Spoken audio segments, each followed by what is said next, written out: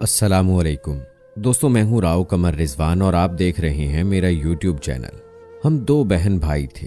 इमरान भाई मुझसे 4 साल बड़े थे। वालिदैन ने हमारी परवरिश ध्यान से की ताकि तालीम में कोई कमी ना रहे। हमारी आदत अच्छी थी, लेकिन वालिद साहब की तनख्वाह कलील होने के सबब मैट्रिक से आगे ना पढ़ सके। उन दिनों अम्मी बीमार थीं और वालिद की तकरीबन सारी तनख्वाह उनके इलाज मुआलजे पर खर्च हो जाती थी। भाई इमरान काम ढूंढ रहे थे, लेकिन उनको कहीं मुनासिब नौकरी ना मिली। हमारे घर के बराबर एक वसी कोठी काफ़ी अरसे से खाली पड़ी थी। कोठी के मालिक बमाए फैमिली कनाडा शिफ्ट हो चुके थे। वो कभी कभी आते, इसी वजह से उनका घर नहीं बिकता था। जब मालिक गैर मौजूद हों तो मकान कैसे बिकेगा।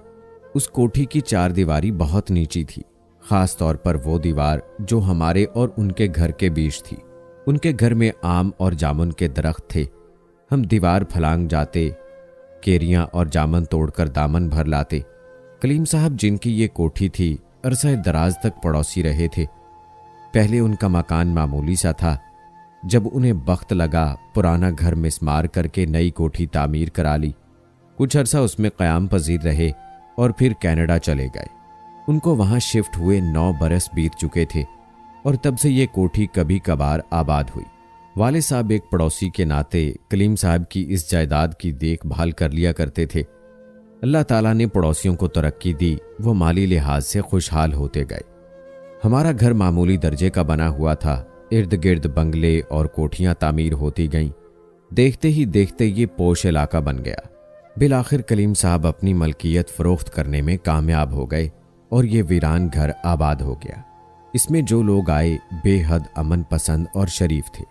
अल्लाह के करम से बहुत अमीर थे, मगर गरूर नाम को ना था। उन्होंने काफ़ी रुपया खर्च करके इस रहायशगाह को नया और खूबसूरत बनवाया और कीमती फर्नीचर से सजा लिया। नए पड़ोसियों ने मुलाकात में पहल की और एक रोज़ माँ बेटी मिलने आ गईं। जबकि हमारे घर में गुर्बत का राज था, लेकिन वो दीनदार लोग पड़ोसी की हुर्मत को मुकद्दम जानते थे। अम्मी के साथ उन्होंने घुल मिलकर बातें की। नई पड़ोसन ने अपने शौहर का नाम अब्दुलसलाम और बेटी का निमरा बताया। निमरा उनके साथ थी और मुझसे 4-5 बरस बड़ी लग रही थी। वह मुझसे अपनायत से बातें करने लगी। हमारा उनसे ये पहला तारुफ था जो बहुत खुशगवार था। उन्होंने घर आने को भी कहा। यूं उनकी हैसियत के बायस जो झिझक महसूस हो रही थी वो ना रही। हमारे घर का टीवी पुराना था, खराब हुआ तो दोबारा ना ले सके। अब मैं टीवी देखने उनके घर चली जाती थी। एक दिन बातों बातों में आंटी ने जिक्र किया कि उन्हें अपने लॉन की देखभाल करने के लिए किसी की ज़रूरत है, लेकिन चाहती हैं कि बाएतबार आदमी हो। उनके शौहर काम के सिलसिले में बैरून मुल्क चले जाते हैं तो वो माँ बेटी अकेली हो जाती हैं। तभी वो किसी को मुलाजिम रखने पर एहतियात से काम लेना चाहती थी, जो घर के अंदर भी आए तो किसी किस्म का खतरा ना हो। यह इलाका और मोहल्ला उनके लिए बिल्कुल ही नया और अजनबी था और वो किसी को ना जानते थे। काम वाली मासी के लिए भी अम्मी से कहा कि अगर आपकी भरोसे वाली कोई औरत हो तो ही भेजें। बार बार जब माली और घरेलू मुलाजिम के लिए वालिद साहब से कहा तो अब्बू ने कह दिया, जब तक कोई भरोसे का मुलाजिम आपको नहीं मिल जाता, इमरान को बुलवा लिया करें। मेरे बेटे को अपना बेटा समझे। मैंने इसकी अच्छी तरबियत की है, आपको इससे शिकायत ना होगी, ये वैसे ही काम कर दिया करेगा। ये तो कहने की बात थी। दरअसल उन दिनों हमको रुपए पैसे की अशद ज़रूरत थी। इमरान की कहीं नौकरी ना लगती थी कि वो महज मैट्रिक पास था और ये अपने निजी मुलाजिम की तनख्वाह 10,000 देने पर राज़ी थे। उस वक्त हमारे लिए 10,000 बहुत थे। वालिद ने इमरान को समझा दिया कि तनख्वाह का हरगिज़ मुतालबा ना करना, वो खुद इसरार करके दें तब तो ले लेना, और उस घर को अपना घर और उनकी इज्जत को अपनी इज्जत समझना। खुद को मयार से नीचे मत गिराना, क्योंकि मैंने उनको ये बावर कराया है कि आपकी तकलीफ दूर करने को मेरा बेटा हाजिर है। इतने दिन आपकी मदद करेगा जब तक आपको मुलाजिम या माली वगैरह नहीं मिल जाता। ये रोज़ आपके घर आकर मसाइल में मुआवनत कर दिया करेगा। अब्बू की बात इमरान को अच्छी तरह समझ आ गई। यूं भी वो बेहद शरीफ लड़का था, सिगरेट पीता और ना फिल्में देखने की उसे लत थी। वो कोई नशा भी ना करता था, सीधा सादा था। कभी उसने किसी लड़की को गलत नज़र से नहीं देखा था, ना ही किसी लड़की से मुखातिब होता था। अम्मी जो काम कहती घर के सारे काम कर देता। वालदैन को इमरान से अच्छी उम्मीदें थीं। इमरान आंटी के काम करने लगा।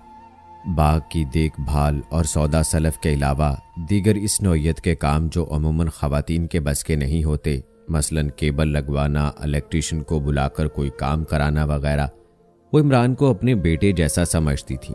उससे पर्दा न था, घर के अंदर बाहर आ जा सकता था। मैं तो रोज़ टीवी देखने जाती, मेरी भी खातिर तवाज़ो करती। गर्ज ऐसे उम्दा अखलाक के लोग कम ही होते हैं। एक रोज़ रात को मेरी आंख खुली, प्यास लगी थी। पानी पीने को उठी तो देखा भाई की चारपाई खाली थी। दीवार से उधर सरगोशियों की आवाज़ सुनाई दी। तभी शक हुआ और मैंने अपने घर के जीने पर चढ़कर निम्रा के घर में झांका। हमारे जीने से उनका लॉन नज़र आता था। चांदनी रात थी। चांद की रोशनी में मैंने अपने भाई को निम्रा से बहुत करीब पाया। दोनों एक दूसरे के कानों में सरगोशियां कर रहे थे। दिल धक से रह गया। खौफजदा होकर जीने से उतरी और चारपाई पर लेट गई। सोचने लगी, अगर अब्बू की आंख खुल जाए और वो उनको यूं रात गए बातें करते देख लें, या फिर आंटी निदा ही देख लें, तो हमारा क्या भरम रह जाएगा। मुझे नींद ना आई। तकरीबन 1 घंटे बाद मेरा भाई दीवार फलांग कर जीने पर आया और दबे कदमों आकर अपनी चारपाई पर लेट गया। मेरी सांस रुकी थी, जैसे सांप सूंघ गया हो। शिद्दत की प्यास लगी थी, मगर पानी पीना भूल गई थी। सुबह अपने मासूम सूरत भाई को हस्बे मामूल नॉर्मल अंदाज से बातचीत करते पाया तो रात के वाक़े को एक ख्वाब समझकर भुला दिया। इस बारे में किसी से बात न कर सकती थी। अम्मी, अब्बू, हत्ता के इमरान भाई से भी नहीं। लब सी लिए। अल्लाह मेरे भाई पर करम करे। उसे कैसे मना करूं कि शर्म आती थी। सोचा जो होगा देखा जाएगा। कुछ दिन बाद एक रात जब हल्की हल्की बारिश हो रही थी और सब घर वाले अंदर थे, मैंने देखा कि इमरान और निम्रा दीवार के पास खड़े एक दूसरे से बातें कर रहे हैं। मुझे देखकर भाई इधर आ गए और वो उधर चली गई। भाई ने कहा, गुलबानो, इस बात का किसी से तज़किरा ना करना। चूंकि निम्रा मुझसे प्यार से पेश आती, खिलाती पिलाती, इज्जत देती, इसलिए मैंने किसी से ना कहा। इसके बाद वो कहाँ मिलते या छुपकर बातें करते मुझे नहीं मालूम। फिर बात उस मंजिल पर पहुंच गई कि जब बात छुप नहीं सकती थी। तब निम्रा ने सारी बात अपनी वालिदा के गोश गुजार कर दी और कहा कि इमरान से मेरी जल्द से जल्द शादी करा दें, वरना इज्जत दाव पर लगी है। उन्हीं दिनों निम्रा के वालिद सऊदी अरेबिया से आ गए। आंटी ने इस मसले को उन पर आया किया या नहीं ये नहीं मालूम, क्योंकि निम्रा की मंगनी बचपन में उसके मामूजाद से हो चुकी थी। उन्होंने आनन फानन घर फरोख्त किया और अपनी लड़की को लेकर लाहौर चले गए। किसी बात के खुलने से पहले ही उन्होंने निम्रा की शादी उसके मंगेतर से कर दी। हमारे वालदैन तक से इस मामले का तज़किरा नहीं किया और ना ही हमको बेटी की शादी में मदऊ किया। यूं हमसे हमेशा के लिए राब्ता ख़त्म हो गया। उनके जाने के बाद इमरान काफ़ी अरसा गुमसुम और गमज़दा रहा। उसने कई दिन कुछ खाया ना पिया, मुर्दा सा पड़ा रहता था। वक्त गुजरता गया और वक्त गुजरते देर नहीं लगती। कुछ अरसे बाद अम्मी की वफ़ात हो गई। अब्बू रिटायर हुए तो उनकी जगह पर इमरान को मुलाजमत मिल गई। अब्बू हमको लेकर लाहौर आ गए और मेरी खालाजाद से उनकी शादी हो गई। एक रोज़ मैं खाला के साथ बाजार गई। बताती चलूं कि हमारी खाला पहले से लाहौर में रहती थी। वो एक दुकान पर शॉपिंग कर रही थी कि अचानक वहां निम्रा आ गई। उसके साथ 2 बच्चे थे। मुझे देखकर उसकी आंखें चमक उठी, गले मिली और फिर एक तरफ ले गई। बोली, तुम्हारे अब्बू अम्मी कैसे हैं और इमरान का क्या हाल है? मैंने बताया, अम्मी का इंतकाल हो गया है। इमरान भाई को लाहौर में सरकारी मुलाजमत मिली है और हम धर्मपुरा में रेलवे क्वार्टर में रहते हैं। उसने कहा, अच्छा एक बात कहनी है, जल्दी से सुन लो। मेरा शौहर सामने की दुकान में अपने लिए कुछ शॉपिंग कर रहा है और मैं इधर बच्चों के कपड़े लेने आई थी।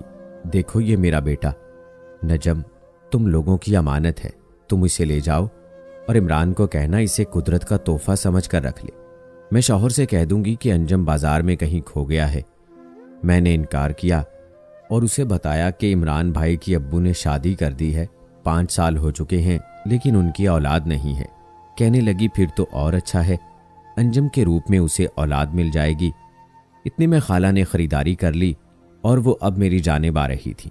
मैंने अंजम का हाथ थामने से इनकार कर दिया तो निम्रा ने कसम दी कि किसी तरह अकेली दोबारा यहाँ मिलो मैंने कुछ बातें करनी है। उसने जल्दी से अपना फ़ोन नंबर भी लिख दिया। इतने में खाला मेरे करीब आ गईं और हम दुकान से निकल गए। घर आकर मैंने भाई से निम्रा का जिक्र ना किया। अलबत्ता एक सहेली के हमरा कुछ दिन बाद दोबारा उसी जगह गई, क्योंकि निम्रा ने कसम दी थी और मैं भी इस राज से वाकिफ होना चाहती थी जो आधा अधूरा सा मेरे पल्ले पड़ चुका था। फ़ोन पर राब्ता करने के बाद जब वहां पहुंची, वो पहले से मौजूद थी। आज उसकी बेटी साथ ना थी, लेकिन बेटे को हमरा लाई थी। कहने लगी, तुमको खुदा का वास्ता अंजुम को इमरान के पास ले जाओ। मैं शौहर से कहूंगी कि गुम हो गया है। आखिर ऐसा क्यों? आप अपने पास से इतने मासूम बच्चे को क्यों जुदा करना चाहती हैं? बस इसकी कोई वजह है। देखो ना, बच्चे तो अपने खानदान की मलकियत होते हैं। जिस गुलशन का फूल हो उसी गुलशन में अच्छा लगता है। तुम खुद समझदार हो, और क्या कहूं। बेशक इमरान भाई की औलाद नहीं है, लेकिन भाभी किसी और के बच्चे को क्यों कर अपनाएंगी? ये तो सोचिए, फिर ऐसा जुल्म क्यों करना चाहती हैं? आपका बच्चा क्या आपको याद ना करेगा? जरूर करेगा, लेकिन चंद माह बाद भूल जाएगा। तुम उसे सगी फूफी जैसा प्यार दोगी।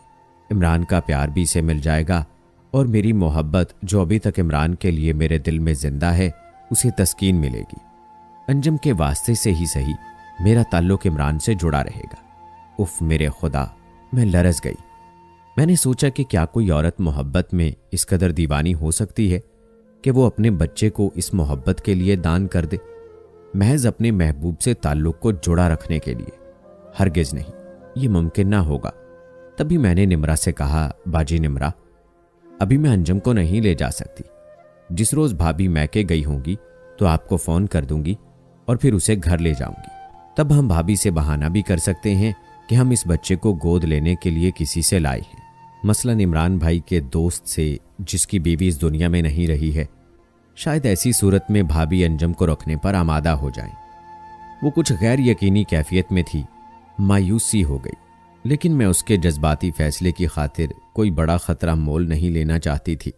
डुबडुबाई आंखों से अंजुम को खुदा हाफिज कहा, जिसकी शक्ल उस वक्त इमरान भाई से मुशाबे महसूस होने लगी थी। ताहम सोच रही थी कि कहीं ताल्लुकात की तजदीद के लिए ये निम्रा की कोई चाल तो नहीं है। मैंने घर आकर इमरान भाई को कोई बात ना बताई, ये भी नहीं कि मैं निम्रा से मिली हूं या वो मुझसे मिली थी। अंजुम के बारे में कुछ भी बताते हुए मेरे लब नहीं खुल सकते थे। एक बहन अपने भाई से ये बात कैसे कह सकती थी कि तुम्हारी साबका मोहब्बत की कोई ऐसी निशानी भी इसी दुनिया में मौजूद है कि जिसका तुमको इल्म नहीं है, या कि तुमने भी जिसका दीदार नहीं किया है। इसके बाद निम्रा के कई फ़ोन आए, लेकिन मैंने उससे बात नहीं की और ना उससे मिलना गवारा किया। भला कैसे मैं अपनी भाभी की ज़िंदगी में कोई भौचाल ला सकती थी, जो कि मेरी खालाजाद भी थी, और इमरान भाई के दिल की अल्लाह जाने कि वो निम्रा को भुला चुके थे, कि वो पुराना ज़ख्म अभी तक ताज़ा था। ज़ख्म मौजूद भी हो तो वक्त उस पर खुरुंड ले आता है। उस खुरुंड को छील देने से तो ज़ख्म फिर से ताज़ा और कभी कभी नासूर भी बन जाता है। बस खुदा बचाए ऐसी मुलाकातों से जो माजी में लग़्ज़िश कहलाती हैं और उनकी तजदीद ऐब बन जाती है। दुआ करनी चाहिए कि अव्वल तो इंसान ऐसी लग़्ज़िशों से दूर रहे, और अगर ख़ता के पुतलों से ख़ता सरजद हो भी जाए तो किसी की ज़िंदगी को बर्बादी से बचाने की खातिर इस ख़ता की पर्दापोशी की जाए कि जिसकी पर्दापोशी खुद अल्लाह ताला ने की हो। निम्रा ने जो मुझसे कहा, जो भी इंकिशाफ किया, उसकी पर्दापोशी भी मेरे अल्लाह को मंजूर होगी। तभी तो बदनामी के गड्ढे में गिरने से कबल उसकी शादी की सबील निकल आई थी। और इमरान से शादी तो निम्रा का एक ख्वाब ही था कि कहाँ हम गरीब लोग और कहाँ वो रईस घराना। निम्रा आज भी याद आती है तो मेरा दिल गमज़दा हो जाता है, लेकिन अपने भतीजे अंजुम को देखने को दिल करता है। आखिर को खून है मेरे भाई का, लेकिन क्या करूं, ऐसा मुमकिन नहीं कि दोबारा मिल सकूं, क्योंकि ऐसा करने से निम्रा फिर यही कहती कि अंजुम को ले जाओ। भला ये कैसे हो सकता था? कभी कभी दिल करता है भाई को सब बता दूं, शायद वो कोई ऐसी सूरत निकाल ले कि अंजुम को ले आए, लेकिन फिर शर्म आती है कैसे कहूं ये सब भाई से कि तुम्हारी नाजायज़ औलाद है जो कि निम्रा के पेट से हुई, और आखिर ये भी डर है कि निम्रा कब तक अंजुम से जुदा रहेगी।